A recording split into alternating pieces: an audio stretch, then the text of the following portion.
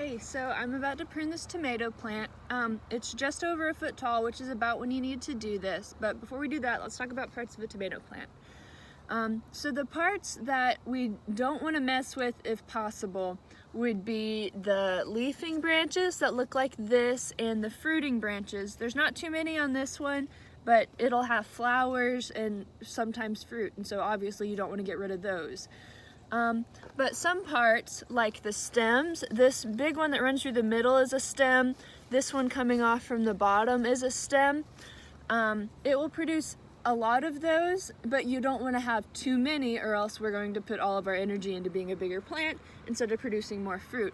And then above every leafing branch is something that looks like this. It's called a side shoot or sometimes a sucker. And it can serve the function of one of the main stems if allowed to grow, but again, we don't want like an infinite number of those.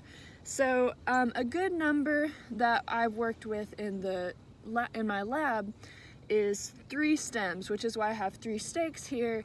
I've spared you guys the awkwardness of watching me pound them in because I don't know how to use a hammer.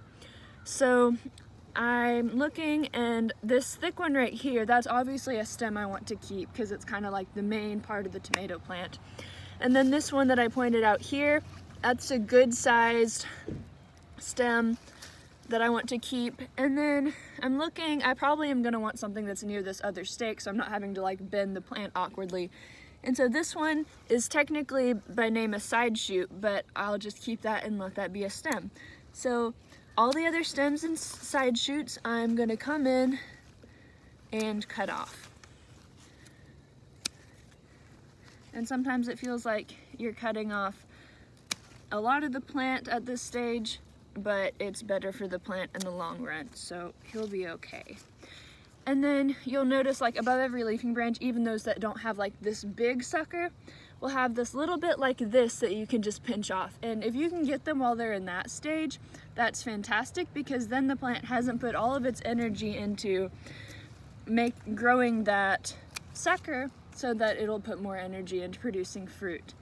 And so I have some string. We use twist ties at work, but I just don't have any of those at home.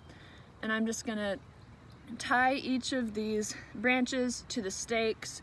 And at work we try to do like spaced out 3 twist ties on each stake, but it's all right if you have more than 3. That's just to conserve resources. And then so you'll see over here we have a plant that's a lot bigger, and I come through every few days and I'm like, oh, that's a little side shoot, I don't want that. You can pinch them off like in that stage, that's ideal. And at some point they'll reach the top of here, and no matter how tall your stakes are, you really don't want the plant to get too much taller.